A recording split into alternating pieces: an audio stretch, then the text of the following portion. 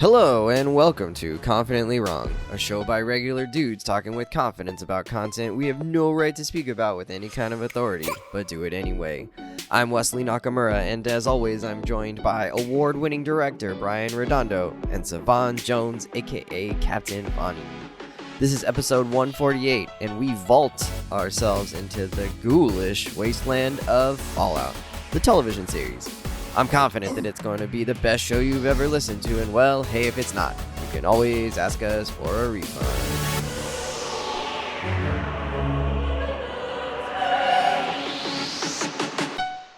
Incredible! Hello, gentlemen. What's up, man? It's been a minute, so it's good to Hello. see you all. Many Sad, minutes. we were still taken back by your lack of hair. It's growing in. Yeah, it's already it grows. But, It's going back pretty quickly. It's so startling to see you without your twists or your braids or just your fro. So it's good to have you back. And you got these nice designer glasses. I don't know. They look like evil German scientist glasses, but a little Thank bit. you you're for rocking that. them. Thank you for that, Yeah. Wes. That is really the compliment I needed to make my Saturday. If you were wearing a lab coat and had some test tubes, I would Congratulations. Thank you, audience. Not Wes. I think the glasses don't look like that, but according to Wes, I look like a war criminal. So really appreciating the Saturday vibes. But an amazing one. I An guess if I'm amazing dripped one. out, you take what you can get. And we'll be Hell yeah. You could be Don't worry, we're diabolical. going to be talking about war criminals Oh, today.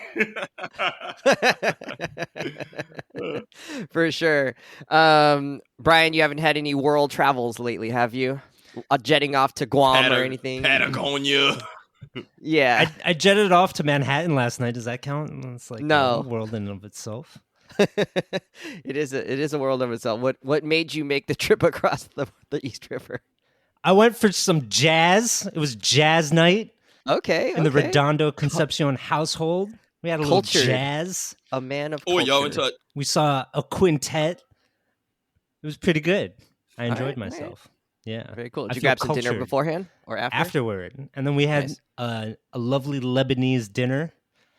Because this is what you do in Manhattan, man. You have you're taking some jazz, you have some labne, call it a night. Nice. You gonna shout out the restaurant? Was it good? It was called like Ili or All something right, like well, that. Hopefully that wasn't racist and we're not getting canceled by that. Who I knows? don't know this. I Who don't know knows? Brian like that. I did not pick the restaurant. That was all Brian. If that turns out to be offensive, friends, we had no idea that was coming. We do not condone racism. All of our Lebanese fans, let us know. Yeah. What's up, Beirut? All right. Okay. So this episode, we're going to talk about Fallout, a brand new show that showed up on Amazon a couple of weeks ago. They dropped all 8 episodes at once. It wasn't really on our radar. I think we didn't really start talking about watching it until about a month ago. So I wanted to get your guys' sense of where are you on the Fallout world, on Fallout games? Are you into them? Do you know anything about them? Because I'm coming in with zero background on Fallout. I don't even know if I could name you the Fallout games. I think there's a Fallout 4 because Kendall was playing that the other day. I'm pretty But sure that's- there's a Fallout Las Vegas. New Vegas. Is that New Las Vegas, Vegas? yeah. Okay. New Vegas. Okay. So that's where I'm at. I'm at level 0. So I need to step up my elevator here. Brian, Sav, where are you guys at? I'm more at a level 2, probably. Like, Okay. I know that the series existed. I Yeah. know it's about nuclear fallout and Never played it. First person, never played it. I'm familiar with Pip-Boy. I know there was like a Pip-Boy mobile game that was really hot like a few years ago. But I did have this show on my radar because the Westworld creators are behind this show. Jonathan Okay. Nolan, Christopher Nolan's brother, Whoa. Writing who's partner. notable for Westworld, has helped write Christopher Nolan write some stuff. Wrote the short story that Memento is based off of. So he's a solid creator. If you think Westworld was good, Westworld was great the first season, then like really fell off. But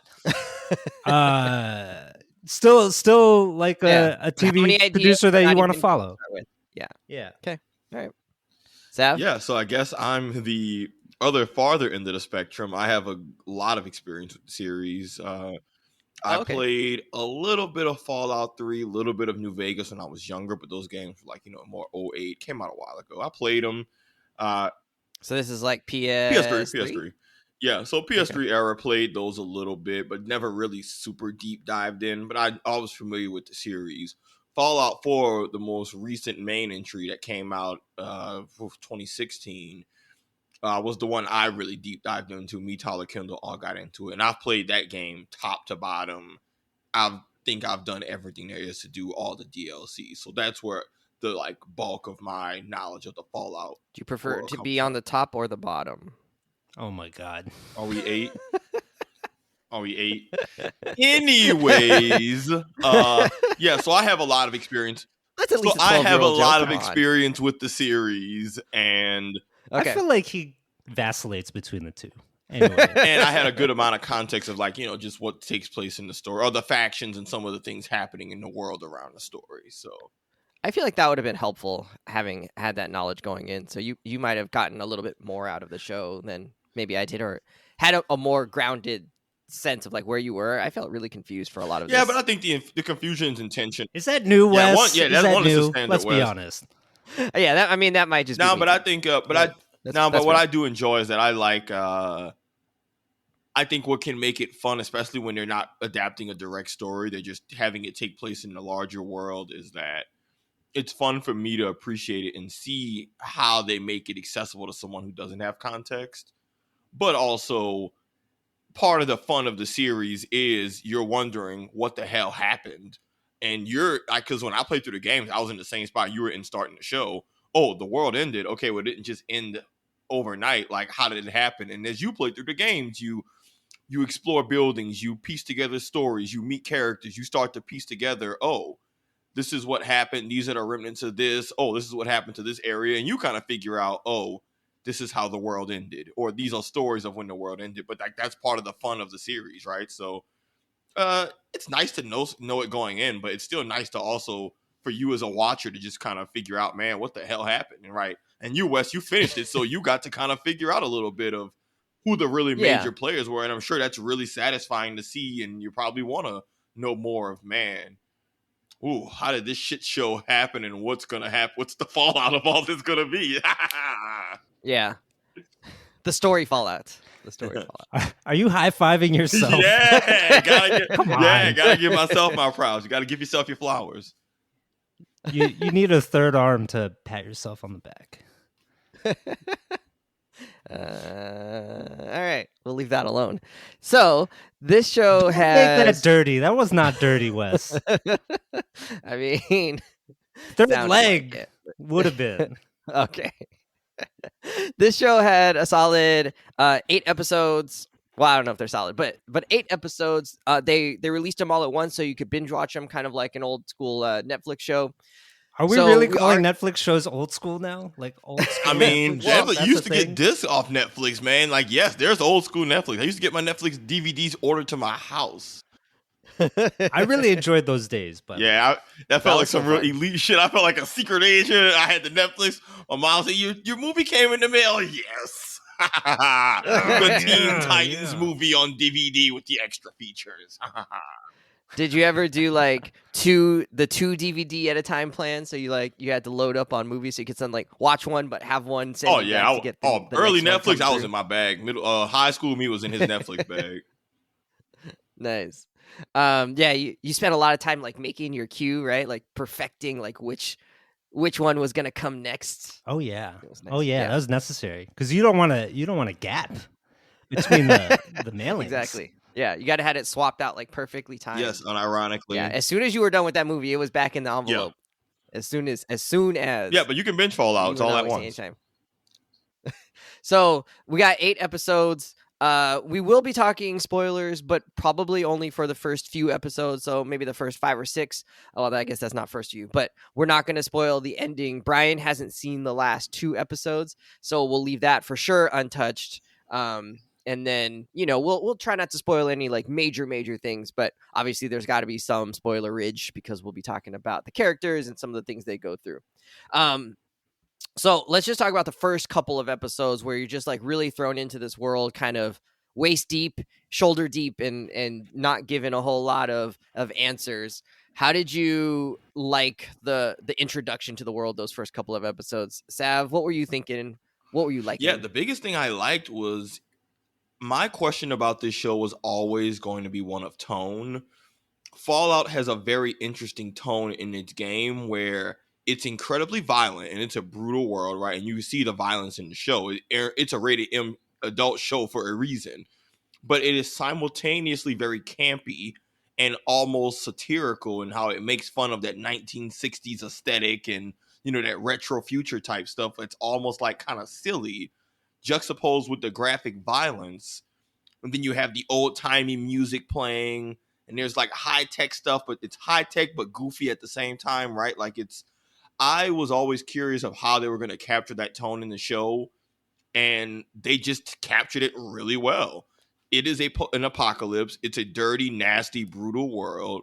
It is also simultaneously campy and goofy at the same time, while people are getting limbs blown off, but also the stakes are high and serious because people die and like death is for real and there's consequences. And so my first impression was that they captured the tone of the games very well, and I thought that was going to be my biggest question / challenge about a show like this, because if it's too brutal, you lose the fun part of what makes Fallout good. But if it's too silly, then you lose that, hey, this is like still a brutal post-apocalypse, and they balanced that very well.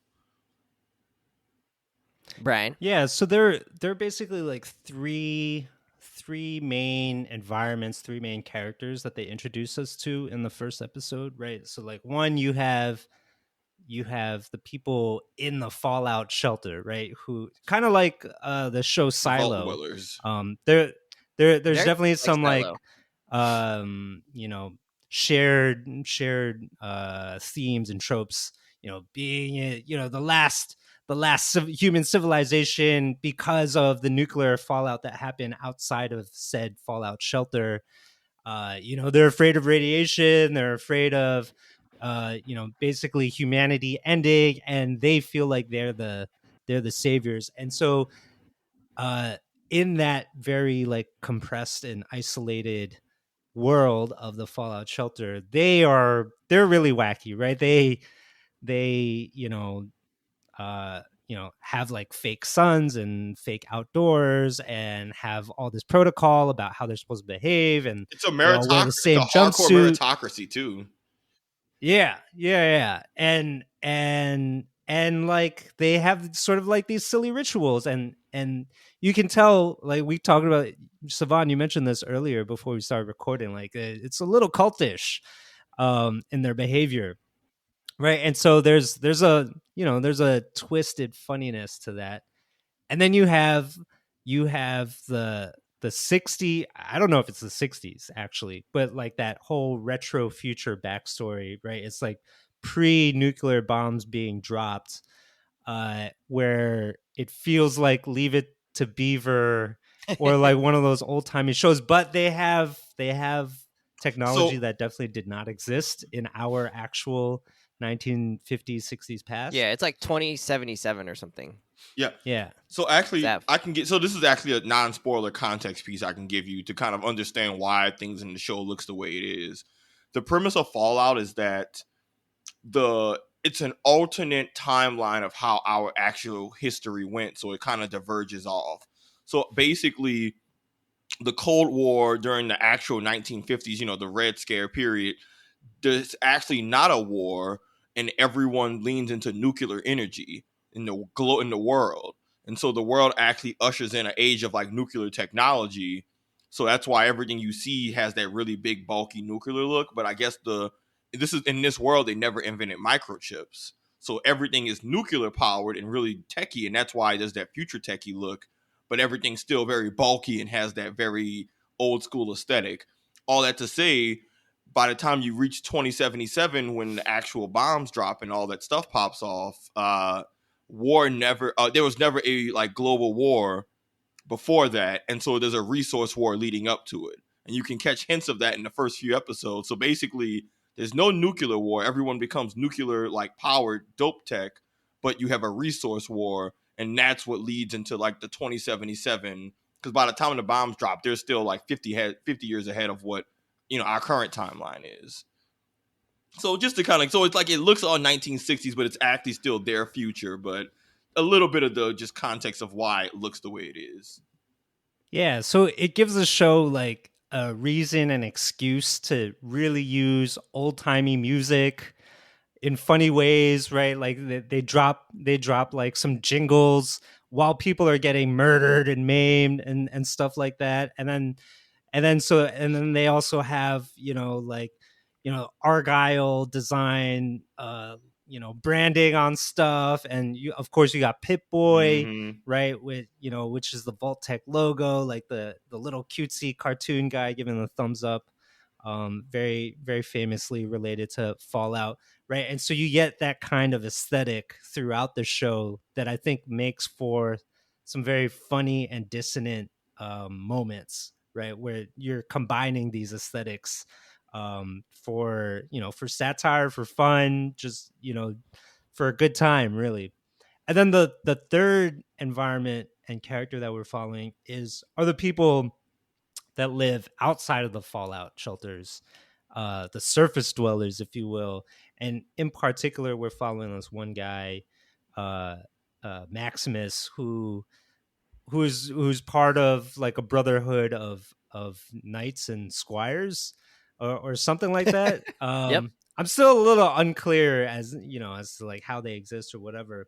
Also a cult. Just a of some you sort. quasi could military tell- group. You get the gist of it. Yeah, I have no idea who's backing them or who administrates them or whatever, but they just exist as this military group, as you say.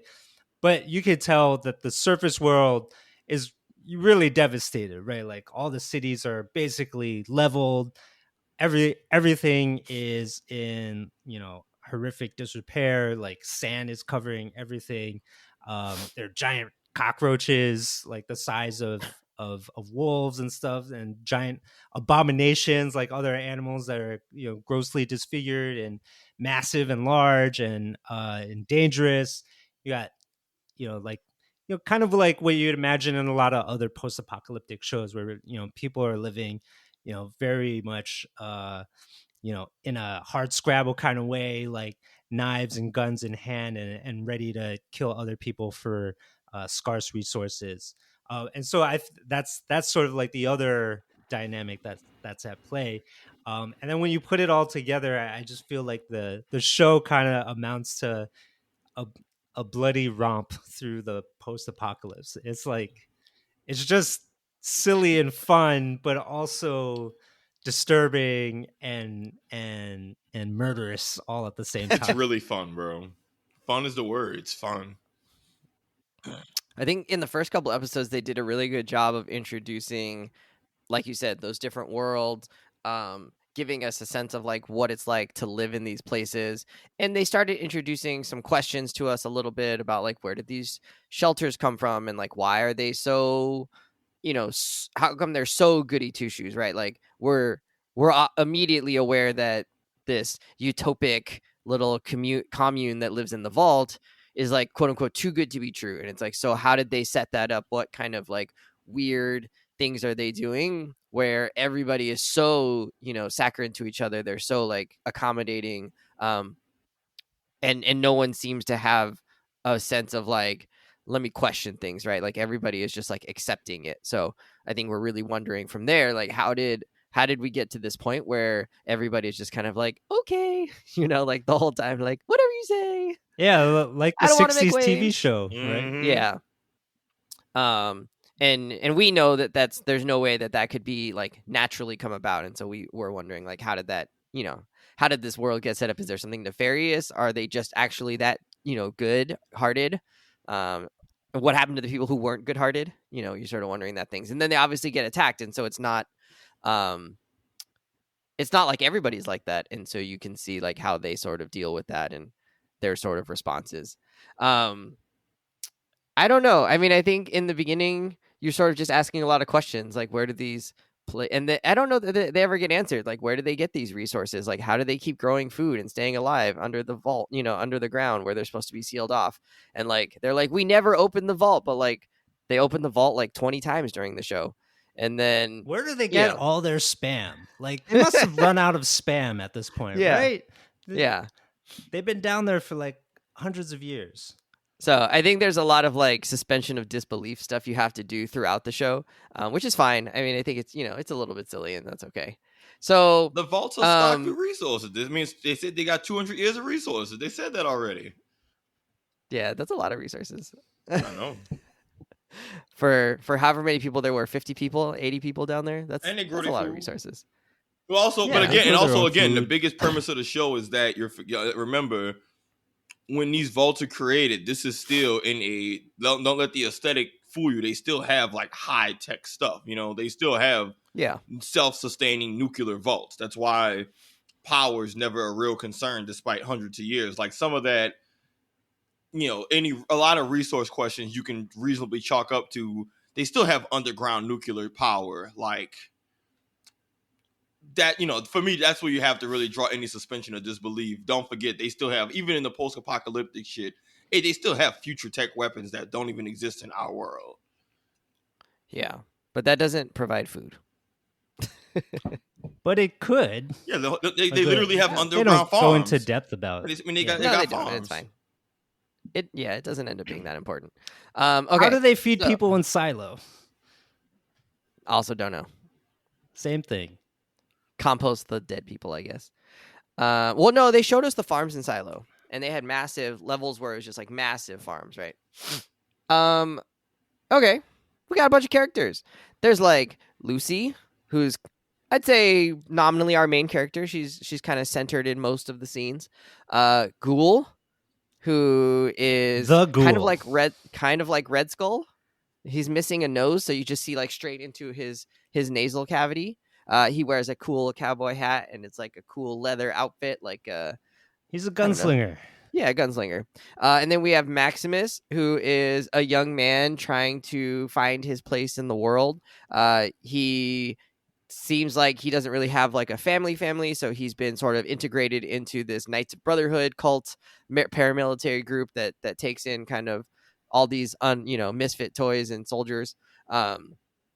And he has a sense of ego about himself. He wants to accomplish great things, doesn't necessarily know how to get there, and doesn't always like have confidence in himself that he's going to do it. So, which of these characters stuck out to you? Was there any other characters that you were just like kind of into in terms of their effect on the story? Maybe just like how well the actors did portraying them. Anything that just stuck out to you about like characters? Sav, what were you thinking? Yeah, so I mean, I was a big fan of Lucy when I was reading about some of just the, how they pitched the show and all that. One of the ways the show was pitched was the main character they described it as Ned Flanders in the apocalypse. And when I heard that endeared me to Lucy even more after I had already seen the show, because I like how they made her character just engage with the wasteland top to bottom. So didn't think Lucy would. I want to see Ned Flanders. Basically, that's what we got with Lucy. It was like, she handles her business, but she's still golden rule, cartoonishly idealistic.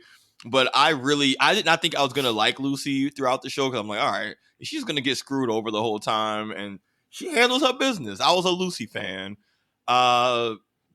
Norm, the brother, did not think I would be. I thought that his plot line, I'll get to that in a different question, but I liked his character. Thought he would be a throwaway background character. He ends up being very important, and he's just very well acted, especially with his story and what we see with him.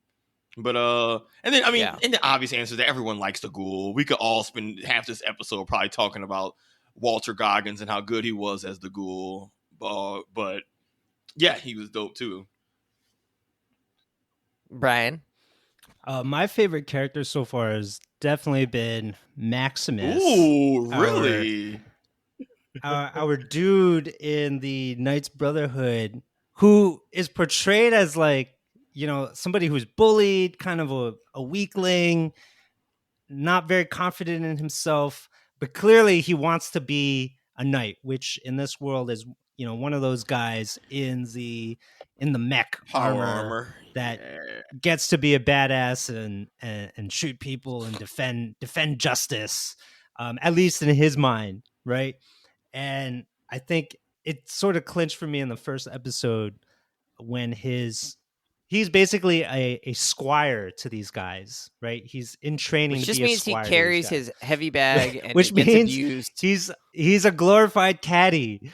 He's got to carry the hugest bag of God knows what, golf It's bigger than clubs, him. It's literally bigger some than him. gun that like the mech knight has to use. Yeah, it's enormous, and he's gotta like rub down the crotch plate of who's ever he's squiring for. But in order to even get that role, right? Like he was not getting that role. His friend got it instead of him, and suddenly his friend injured their leg when they discovered razors that were in their boots. And Maximus never says that he did it, but through the course of the show, based on his actions, because he keeps screwing people over so that he can be a squire and then a knight, you realize like, oh, even though he's a very unsuspecting person, to do anything nefarious like that, he is willing to go that length and that distance, right? So he is probably the person that put the razors in the boots.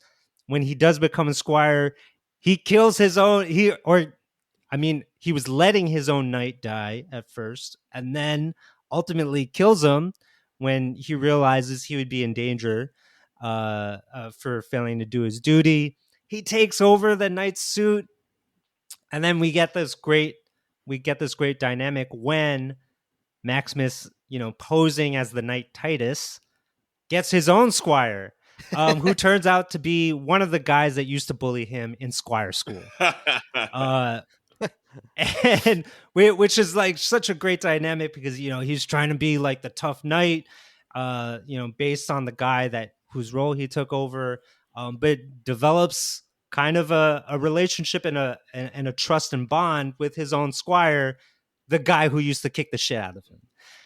So I really have enjoyed Maximus, seeing him play this, this sort of like two sides of the same coin role where he's somebody who could be a little bit on edge, but for the most part is kind of diminutive throughout the show, and is also trying to navigate his path in the in the post-apocalyptic world.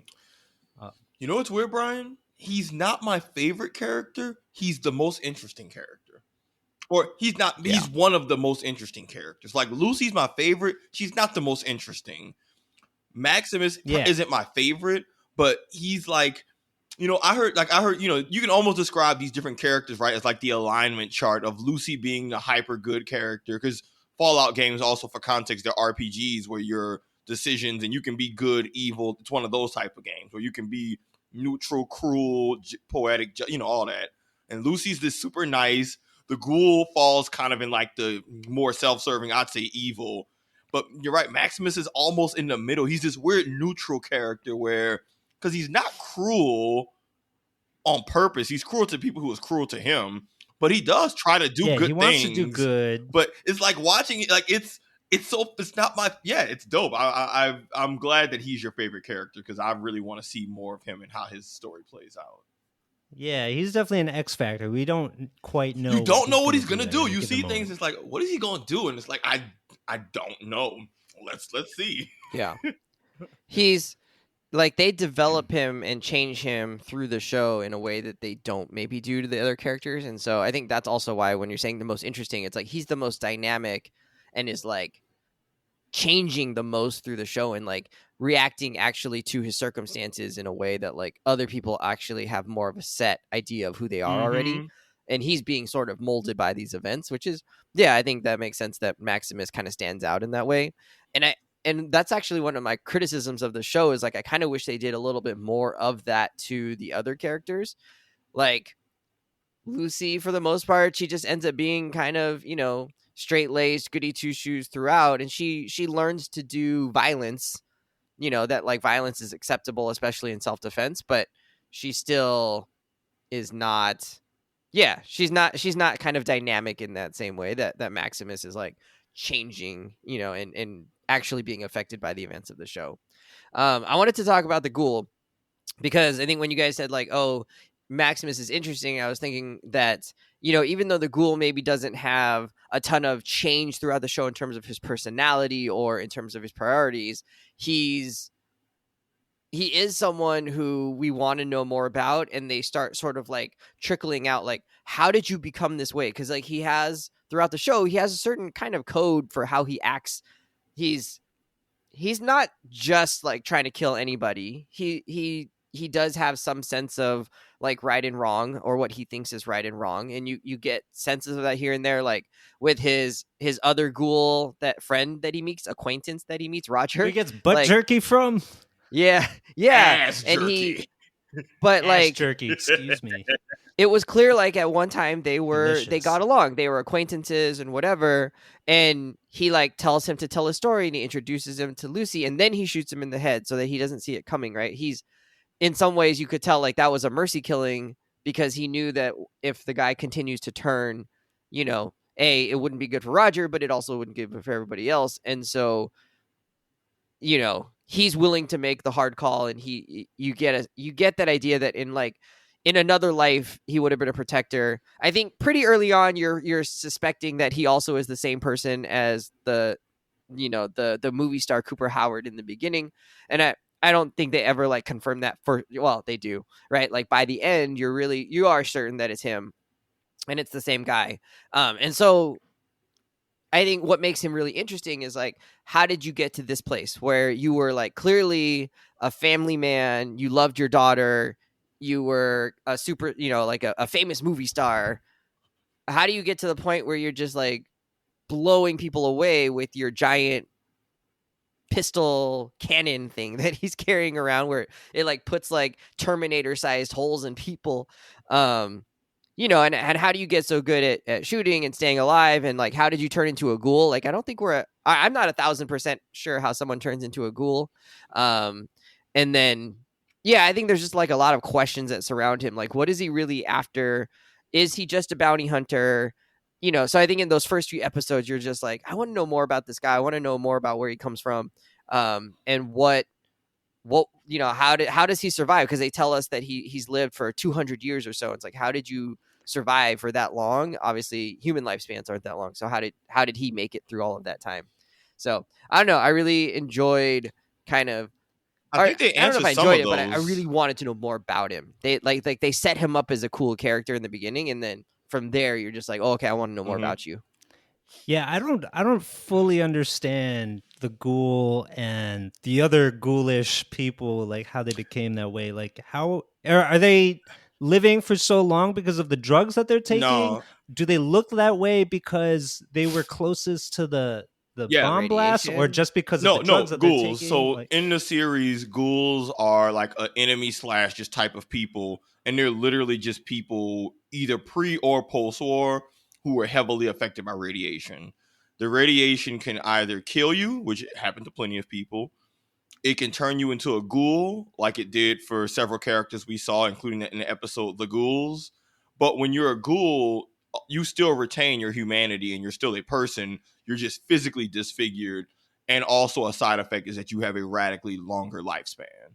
So like the biggest defining factor about ghouls is that you become a ghoul, but now you're not like functionally immortal, but you're going to live a very, very long time. But some people, and That was not clear. when do they cross the threshold into being a zombie? so there's feral ghouls. It's like a dice roll. Some people become feral ghouls immediately because there's certain characters who become ghouls after the war just because of intense radiation, because the radiation didn't go away, and they became feral monsters. But it's like, it's kind of like it just depends. Some people are ghouls and they're totally like, they're business owners in the games and they're like major characters and all that, and you know, they're just doing regular stuff. But some are just troves of mindless creatures in the streets. So that's kind of its own dynamic in the games of ghouls are discriminated against because you're not sure if they're gonna turn or not. But basically they're just disfigured people who live a long time because of radiation. I mean, you saw in the ghouls episode, a lot of the ghouls were, they had a regular voice, they were dressed normal, they just looked hyper disfigured. So, you know, ghouls. Ghouls like you would. Yeah. Yes, that answer. But I agree with you, Wes, about you talking about him. Like, so a really funny, interesting thing with the show seems to be the theme of change, right? Like, you have one character who's constantly changing, Maximus. Another character who's trying to not be changed, Lucy in the Wasteland, which is actually what I liked about her arc. I know you said you didn't like that. I thought her trying to be true to herself and not change was what was fun to watch, despite all the awful shit that happens to her. And then you have the ghoul who has already changed. He's set in his ways, I think. But to your point, the captivating part of his story is, how did you change? A lot happened all those years. And we're seeing bits and pieces of it. But I love the balancing of change between someone who is resistant, who is actively having it happen, and who it's happened to. The beauty is, how did you get here? I like that balance. And that's one thing I'm really appreciating with all three characters. And then the resistance to change on Lucy's part and most of her fellow shelter dwellers, right, is the most satirical part of the show, which is really hilarious, right? Because they're so high-minded, right? Like, we're going to live by the golden rule. Like, we want to rehabilitate the people that came in and murdered our fellow shelter people.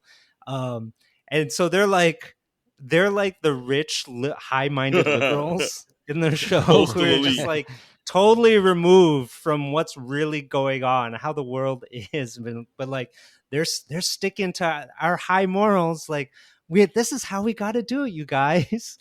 And they're like applauding for each other, like, oh, we're gonna teach these prisoners Shakespeare. Yes. No, maybe we should start with Kant.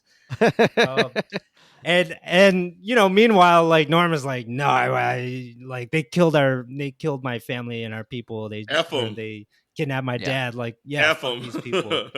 Like, real. So so like that dissonance, I think, is really funny in the show, and where I'm kind of like where a lot of the social like bite comes from.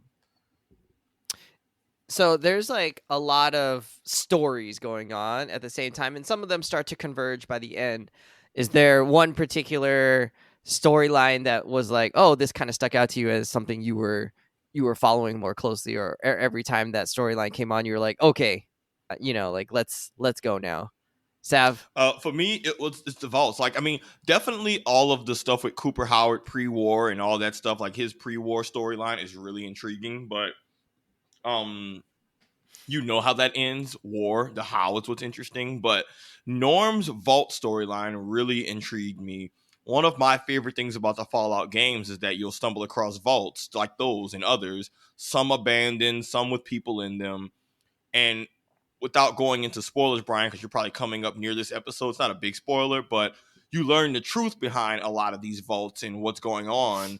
And for many of the vaults, there is some type of deeper conspiracy, which they always hint at. The fun part is figuring out, okay, what's the conspiracy happening in this particular vault? And in the games, that's always one of my favorite things to explore is, man, what happened here, or what was the original plans? So knowing that we just have one and that's a major plot line is, I always get super sucked deep into that. Like when we were saying, oh, the elections are looking really, really shady right now, I'm like, okay, there's some bullshit happening. I want to know what's up because Vault-Tech's always on that bull and it's always good and entertaining. So didn't expect it either. Doesn't, not even to say that the other storylines aren't interesting, but I didn't expect like a little thriller, mystery drama subplot to keep me as engaged as it has been. Well, I think it ends up being the main plot by the end. But you don't know where they're gonna go with that. You literally have you're being caught up by the badass cowboy ghoul, Lucy out just getting fingers chopped off exploring, Maximus just tooting and dooting his way across the wasteland. You're not thinking about the tiny, boring younger brother of the main character in the vault still, who stayed because he was scared to fight. That's not the plot line you think. That's the plot line when you think, oh, is it time for me to grab a cup of water? And it turns out, oh shit, no, I need to lock in and take notes. I'm rewinding stills on those plot lines. I'm trying to see, like, wait, what did I miss? Oh shit, it's up. Brian? Yeah, I mean, definitely the vaults is like the most intriguing thing, right? Like how they work, what's going on, and part of what makes Cooper's backstory pre-bombs also revolves around the vaults, right? It's like, oh, his wife works for this company that is creating these vaults, and that they're actively selling to people to get placements in. His wife is working so hard so that their family can get a cushy one of the good placement ones in the best as she vaults, said, one right? of the good Like, ones. Yeah. so they're tiers of vaults. Yeah. And but then, he's clearly not in the vault, so like what happened there? yeah, so a lot of things left to be explored. And then he has that great conversation with his friend, his Hollywood friend, who's become more liberal minded, more what they consider red in the show, who's talking about, well, like, the people that make the vaults have a fiduciary responsibility to make the vaults desirable and to get people to buy into them, so they have to push for war. And so, like, that alone is like a very interesting idea. That, yeah, like, maybe it's big business. It's big vault that's creating the global tensions that produce a nuclear fallout. Right? It is in their best interest for this to happen. And so that's a crazy idea. And so everything surrounding the vaults, I think, provides a show with a lot of intrigue, where you are getting like a steady drip of information, and we're sort of piecing it together as an audience, and figuring out, like, what created this world that all of our characters are inhabiting. Capitalism will and has destroyed our world. Brought to you by Amazon. I really like the abominations, especially the axolotl the that gulper. That thing was crazy. Bites her and then like eats the head and like swallows it and like really ruins the whole thing for them. Nightmare fuel. Because he comes back in like a later episode, and he's like now like trying to chew up this other character, the Thaddeus guy. And you see that those little like things are actually just thumbs. Yeah, they're not teeth. They're fingers. Disgusting. Yep. Which is his own little foreshadowing, like that's, that's. Yeah, fingers and appendages are always really important in the show. Basically, by like trying to pull Thaddeus out of the axolotl's throat, they triggered a gag reflex.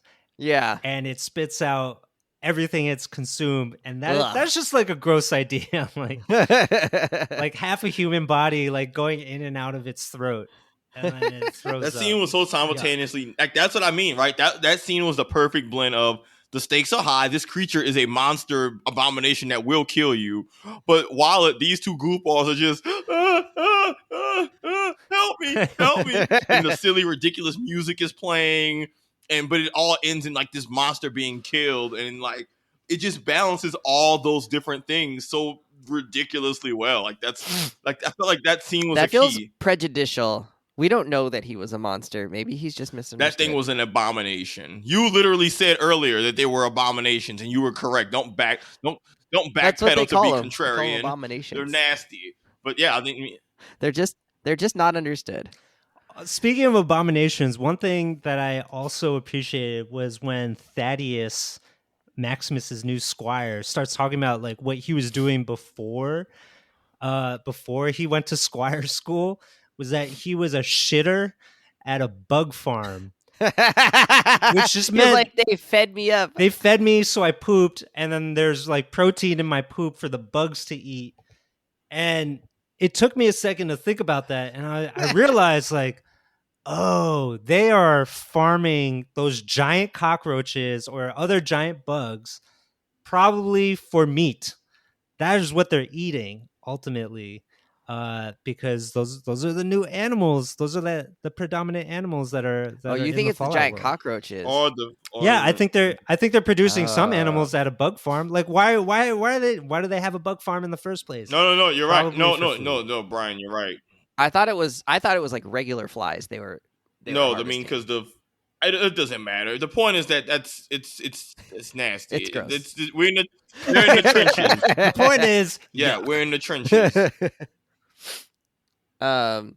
Yeah, and I don't know if this counts as like a storyline. It's not really a storyline, but that guy who's kind of a bully, but like also a Thaddeus. coward and whatever. Yeah, Thaddeus. He runs into the like weird Beetlejuice looking guy who like sells like fake medicines. The snake oil salesman who also fornicates with chickens. That's who we're calling. Yes, that guy. Yeah. But it works. Yeah. His foot just like magically comes back together. Son of a bitch. And I didn't expect that. I was like, oh, I thought you were just giving him like fake meds and be like, talk to me in 2 weeks, and then he'd just be out of there stealing his fusion core. But no, he gave him the real deal that helps him be like a super healer, Wolverine style. His destroyed foot. I mean, literally his toe is hanging on by a tendon, not by any bones. And it morphs itself back together and heals up, and he's like good to go, back to normal. So that was kind of an unexpected. I love that, like, that they used our expectation of what he had done before as being like, dishonest. And then all of a sudden it's like, oh, he actually has access to real medicine or real something. Real It feels elixirs. like such a video game side quest, right? It's like, why are we going after this snake oil salesman? Oh, we actually get a benefit from it. Big Fallout, honestly, literal Fallout energy of just sometimes a random side quest that's just so like, wait, what? And now the fact that it's going to turn him into a ghoul is its own. Oh, and there's, that's going to be fun later to see how where they go with that, because that's going to be a running gag, and I'm here for it. All right, so I don't know. I feel like we've talked a lot about like what we like about it. Are there any things that maybe haven't worked in the show? What are the director's notes here from award-winning director Brian Redondo? The director's notes are like, I don't know. It's a good show. It's a very fun show. Is it a great or masterful show? I would say no, probably not. Oh, right off the bat, he's ready to say no. Yeah. I mean, like, it's good, but like, do you guys feel like this is must watch TV? I don't feel that way. But listeners, let us know. Is it must watch? I'm biased because I'm a fan of the series. I'm very happy with the time I've spent with it. What would kick it up that next tier? I'm not sure. I'm not entirely sure. Yeah. Like, if that means like trying to get us more heavily invested in certain relationships. And this is one of those things where shows like this might have an inherent problem, right? Where they're trying to have a lot of fun, and because of that, maybe we as an audience don't always take everything so seriously. Not that everything has to be serious, but like that we're not putting so much magnitude on stuff that transpires on the show. And perhaps that, brings the stakes down just a little bit to where this is not like, oh my God, I'm 110% invested in everything that happens. And so like maybe the show is missing a little bit of that, right? Because as we said before, like Lucy is sort of like playing this Ned Flanders role. So like, that's kind of silly. The ghoul, we don't even understand the ghoul. He's been around for like so long. What connection do we have to him? And same thing with Maximus, right? He's just like a sort of a neutral character that we don't know what to expect from. Is it entertaining? Absolutely. But are we invested is the ultimate question. Yeah. I think my problem is like sort of some of the motivations and pacing feel off. So like she's going after her father, but like we don't really get updates on the father. We don't know still until the very, very end why he was taken, right? So you're sitting there and being like, yeah, I mean, like, I get it. You're trying to get your dad back, but like what pieces of information are you gaining that's getting you closer to your dad? Like, none. You have a MacGuffin of some kind of like thing that the doctor guy put in his head, but you don't know what it does or why it's important. And again, you don't learn until the last episode what it does.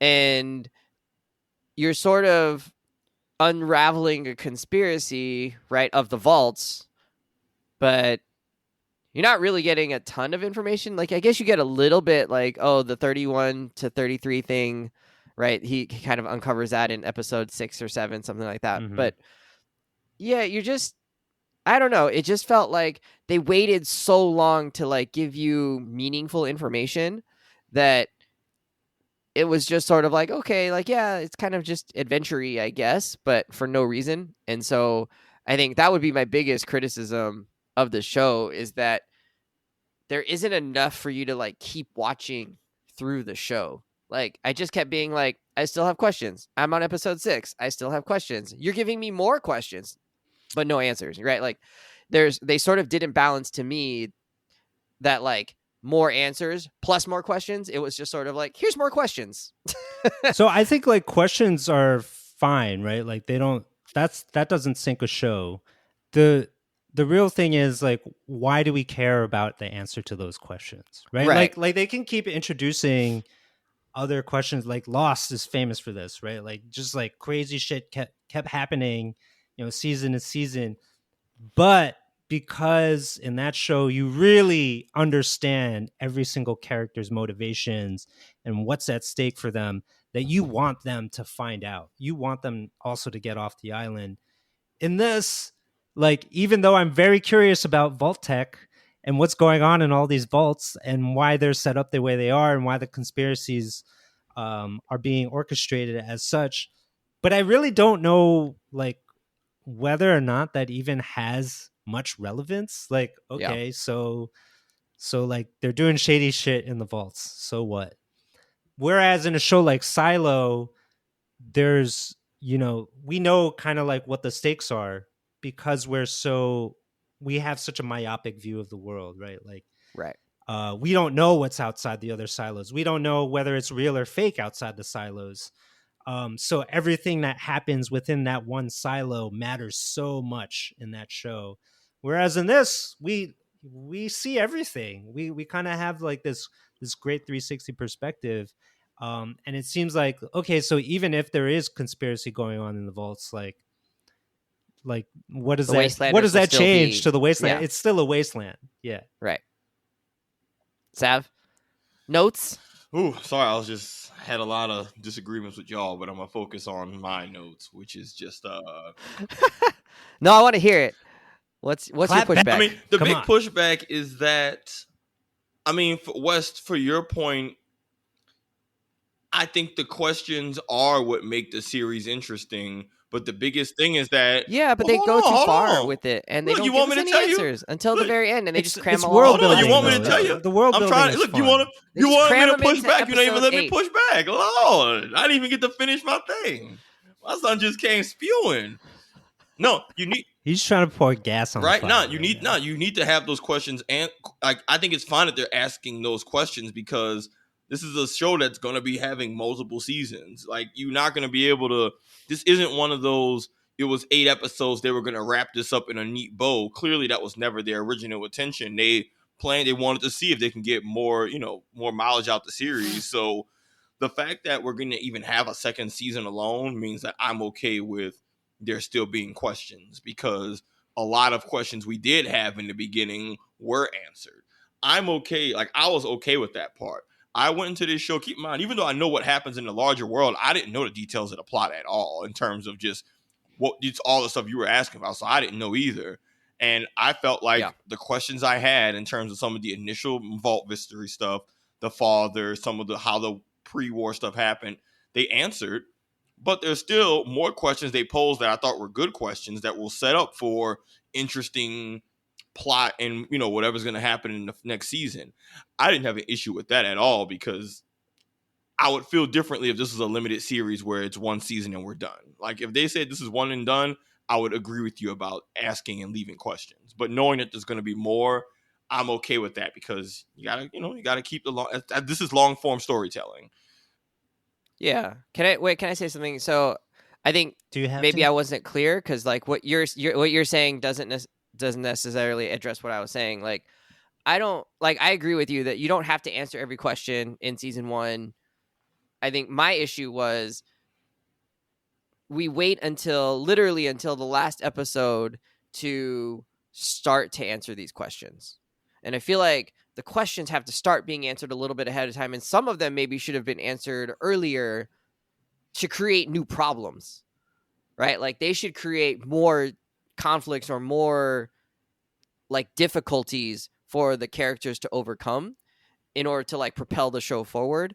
Instead, like they're really late in the game and you're still learning things like, oh, Vault 31, you know, did blank, blank, blank. Or like the mom's Pip-Boy was used to open the outside. And then we just go on to these other stories about like being outside. So it's like they're about being in the wasteland. So it's like the show kind of could have given us more information, I think, earlier to actually like propel the story forward instead of being like, here's the major info dump at the end. Aren't you guys happy you now know the story? And it's like, yeah, but like, oh, well then again, all those reveals didn't necessarily, I don't know, they just didn't help like the story. They didn't really explain see, like in that case, I think we just fundamentally disagree because what the effect on Lucy was going to be, you know, like, I don't, you know what I mean? I think I fundamentally disagree in that I think in many of the middle episodes, even up until the end, they do leave you breadcrumbs and answer questions and start to have you paint the picture. I don't think it was. I think they do give you a lot of info at the end. I also think they gave you a lot of info leading up to that too. They had multiple storylines, but I think they did that in the form of the pre-war stuff, in the form of even Norm doing his investigation stuff. That was still, we're still in like the, I mean, if Brian has seen it at that point, that's happening in the middle while the series is in full swing. To me, that's the opposite of it all happens at the end. Now, I think if the Vault conspiracy stuff and all that other stuff was happening in the last like 1-2 episodes, I'd feel differently, but I don't think that was the case. Vault Tech being sketchy and the details of its sketchiness was something we at least see. Honestly, that was hinted at from the very beginning, and we do get more info. Yeah. There's questions about the dad and Moldaver and all of that. You slowly get little bits and pieces leading up to that to tell you, like you learn, oh, Moldaver has connections to some previous characters. I don't know if that's an accident spoiler for Brian, but like there's a bunch of little things I think in episodes 4 through 6, which to me is not the end, where they absolutely give you quality exposition, world building, and still answer questions about what the larger plot and conflict is. Like that's where I think we just outright disagree. They do give you a lot at the end, but I think that's literally what a finale is. A lot's going to happen. Like I wouldn't want a finale where nothing happens. We'd be having a different conversation of saying it ended on a dud. But I think you and I just view how we got the information differently. But yeah, I think I have to agree to disagree. I agree with you, Savon. Like there's definitely an investigation, and you know, you are being introduced to more things as the series progresses. I think the missing thing though is like, why is any of that important to the characters that we are supposed to follow? I think that's a valid question. That's the only thing to me. I think that's a valid question. I chalk that up to the series isn't going to answer all that in one season, especially when they have more of this to tell in like a second season. Now, if you're 2-3 seasons in and it feels like, hey, we still don't really know diddly squat about this, then I'd feel differently. But I've never seen any show of this, like, you know, in terms of the story and clear size of the story they're trying to tell, where all of that, even the things that you think, what are you supposed to care about? You're not going to always get that answer in the first season. You know, plenty of good shows have had things that seem like not a big deal. That's, oh, actually, this was a key plot line later, but you kind of have to just stay invested. So I'll feel more strongly about that, Brian, maybe come season 2, where it's like, hey, are we just kind of threading along these things and it's not making any progress? Because otherwise, I think from how I felt in episode 1 to 8, questions were answered, new questions were given, and I felt like I had a reason to care about how it relates to the story, because without getting into spoilers, some of the big reveal stuff does tie into other specific like main characters and what their things are. So, but you have to finish the story to kind of have your own stance on that. My biggest note for the show is that I think the action sequences just leave a little bit to be wanting. I think outside of that Philly shootout where the ghoul does all the slow motion, really cool stuff, I think some of the action scenes were kind of just I was disappointed in a lot of the fights with the Brotherhood of Steel Armor. Maybe it felt a little too bulky for my taste. Sometimes I felt like the fights just felt a little slow and stiff. But also, the armor doesn't seem like all that powerful. And also, right? yeah. So my biggest note is that, but I also recognize that this is a show that's not really going to be about its action sequences. This isn't a shonen anime where I expect really dope, long animated fight scenes, but I would like to have some slightly cleaner. Like, I didn't like that the Gulper had all that conflict with those two people, but no one really got effed up by it. Like, those were like some of my little notes of make the creatures, they look threatening, make what they do to people more threatening. Fair. And I still have a problem with the MacGuffin that we don't know what it does until the very end. Like, in order for a MacGuffin to be important, I feel like you got to know what it does. No? No. That's like the definition The whole of MacGuffin. point of a MacGuffin is that, yeah, that's the whole point. Is that that's why it's a MacGuffin. If you knew what it was, then it'd be more of an actual plot device. Yeah. Like, do you know what I'm saying? Like, it would be more of a thing. Then you wouldn't even call it a MacGuffin. Yeah, it's like in Pulp Fiction, what's in the briefcase doesn't matter. Because if you knew what it was, that would change its role in the story. That changes the story. Yeah, but I think it did matter. The whole point is that you're not supposed to, like, you don't really care. Like, it's just a vehicle for them. For something to chase. Now, Wes, you're right. It does become a plot device at the end, but I think that's right. So then it should have been because I think, well, one, you learn that a bunch of the other characters did know what the MacGuffin was. They just, and that's why they're after it, because certain people did know exactly what it was that they were after. It's just not everybody. I think the only person who didn't really know was Lucy, but it didn't matter what it was for Lucy because it was just a means to get to her dad. So it didn't matter what it was, even if it was consequential to the other factions. But I actually think most of the other factions did know what the MacGuffin was, more or less, or like an idea of what it could do or its importance. We, the audience, don't know, but I think that's actually fine because it did still motivate the story, but you still get to have a nice pull back the curtain moment. And while, yes, it then becomes a plot device, I think, not being spoiler sensitive for Brian, it sets up the next season in a way of, okay, cool, this is no longer the MacGuffin, but now the world has changed in a way of, oh man, the status quo is going to shift next season. Like, I had zero issue with that, but I'm with Brian. Like, you don't need to explain the thing. It's okay to not know something. The writers do that on purpose. Also, hat tip to them for casting Ben Linus from Lost in a role where he is doing experiments on dogs and on himself, very much in the vein of the Dharma Initiative from Lost. So I really appreciated that fun little callback. I didn't catch that. That's nice. All right. We're at the end. Should people who haven't seen the show yet, or maybe they're just in the first episode, should they continue to watch the show? We know season 2 has been confirmed. So, like, should they watch season 1, and are you going to watch season 2? Brian, what's your final call? I think, one, if you're a gamer, if you're a video gamer, like, of course, you got to watch this show, right? Like, it feels as fun as a good video game. Traversing through this wild open world, zany characters, little bits of satire, little bits of action, little bits of emotion. It's all very video game like. And then I think for anybody else, they're just like looking for a good time through a different type of fantasy world, right? I think especially if you like post-apocalyptic worlds and stories, I think this one is actually very refreshing compared to others that are, far off the deep end into like how grave and dire and miserable things are. Like, this takes a very different tone, and I think that's just a treat to watch in and of itself. But as I said, is it must watch? Like, if none of those things are really your cup of tea, like you could pass on this one. You could pass. But I've thoroughly enjoyed it so far. Sav. I'm gonna echo a lot of what Brian said. If you're a gamer, definitely need to watch it. But yeah, I think this isn't a show that I'm gonna be able to get my mom or my brother or like, your hardcore non-gaming friend to watch necessarily. But this show is still refreshing and different from what a lot of other things on TV are out right now.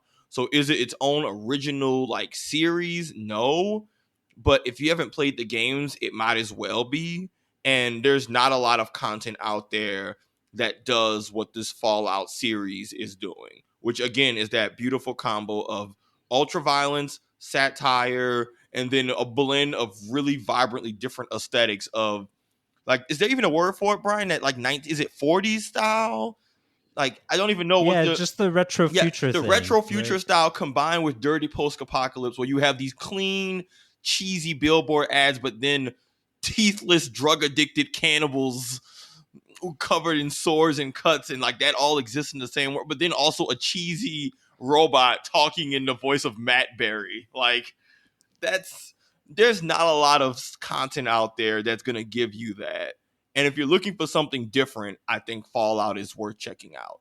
It's not for everybody, but I think if you watch at least the first 2 episodes, you'll have a pretty good idea of whether it's for you or not. But it's a well done show. I mean, and I was reading interviews about how so many folks on the creation of the show were like hardcore fans of the games. And even me as a fan of the game, there's certain scenes where if you pause the still, it looks almost exactly like what scavenging an abandoned building in a game would look like, where there's a random thing of drugs, a syringe, some glue, some duct tape, a wine bottle. Like, the sets were clearly made by people who were huge fans of the game. And so just the attention to detail and effort put into the show really shows. If you haven't played the games, you might not always feel it, but I want to just kind of name, this wasn't a half-ass, haphazardly put together show to make some bread. They really put their ankles in it, and I think everyone should at least give it a watch off that alone. I'm saying even their third. I'm saying, look, we complain all the time about shows having care. Nice. Did they put effort into it? Is it this? I'm like, no, this show, they gave a damn when they made this, and especially for game adaptations, which can be very cash grabby and just they want to use the IP to make some easy dough. They didn't do that, and I got respect for it. So, it's not for everyone, but I think it's worth giving an honest shot. And you're right. The world building in this is top notch. Like every environment, and they show us a lot of different ones too, right? Like, it's not all flat and the same. There's always something new. Even the shelters are different. Even like the ravaged, buildings, some are covered in sand, some are like covered in green, where nature has taken over. Like, there's just it's just so rich throughout. Which is why I was okay with, Wesley, know that was more of a critique of yours, but that's why I was okay with, I don't really need them to constantly be moving forward every major plot point. So, especially for post-apocalypse, the beauty of that is you want to see, how has the world changed? What the hell happened? What are different ways this change has showed up? So even just a scene of Lucy and Maximus trying to cross a bridge. They were just trying to cross a damn bridge. And that scene was so long, intense, and ridiculous. And the people are lying and whispering. And Lucy's just like, dude, can we like be chill for once? And the answer is no. And like for me, Lucy. Moments like that were more important than knowing what the item in the head did, because I care more about just seeing this post-apocalyptic world be a post-apocalypse. But again, my favorite part of that scene was that Maximus gets shot with a tooth. Yeah, it's a human tooth that was used as a bullet. You are not okay. Which is a great connection to what he did earlier when he sold his tooth to get some money. It all just kind of comes full circle of like, yo, man, this is how valuable. This world gets down, dog. It's the gutter. Yeah, and how did like bottle caps become their currency? You don't have to answer that. All right, I'm just like, but look, but I'm saying, well, sometimes you be taking stuff like that and saying that's a real minus against the show. They're using bottle caps as currency. Nope, fun. Dumb, hate it. They never explain it. No, I was okay with that. That was fine. I think I'm mostly on the, like, I agree with what you guys said. It's like they took a lot of care. They clearly love the world. I think they made a great choice in not trying to like redo a storyline that's already been done in one of the video games. They created a brand new story. I think Lucy is someone who has showed up in the games, it sounds like, but this is taking it in a different direction. All the characters are totally original characters. Okay. So, I mean, all of that's like fun. They just use the world, right, to like play in. And I think that was cool. Some things are a little bit too video gamey, even like Philly, like, I don't know. It just felt, when I'm watching it, I'm like, there's no way they set up this encampment this way, like from the refuge of old things, especially if like the tech didn't work. Like, you wouldn't be able to stack planes like this, and it just wouldn't make sense to do it. But you know, it's like a video game. It's fun to like just play with like what like these broken down, you know, objects would be thrown together and make into like a fun little like play set. But I'm tend to be on the pass side. I think ultimately I just didn't end up caring enough about any of the characters besides the ghoul to really stay on. But yeah, but to like really want to watch more, or you know, to really like stay on it. I think had they given us more ghoul and less other people, I think maybe, you know, that would be different. But I'm just not like that interested in Maximus or Lucy by, you know, 3/4 of the way through the season. I'm like, all right, fine, you're fine, you know, all of you are fine, but nothing I was really deeply invested in terms of like seeing someone succeed or not succeed or whatever. It just like I was like, okay, like I'll just keep watching, and it's entertaining. But there's so much that's competing for like our attention right now, and like in real life too. So I don't know. I think it could be a pass for some people. I'm not super excited about like, oh, there's another season coming. Like you said that, and I was like, all right, fine. I'm probably not gonna watch that. So I'm on the pass side of this one. I think it's not horrible. I think it's worth watching for some people. It's entertaining, you know, cool characters, stuff like that. Just didn't love it. That's all. Didn't love it. Oh, Wesley.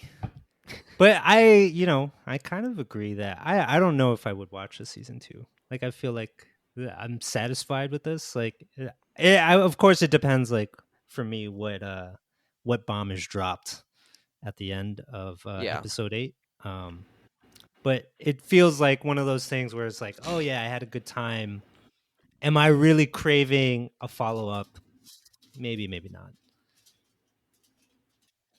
More focus. You'll watch maybe the Lakers lose. You'll watch that shit.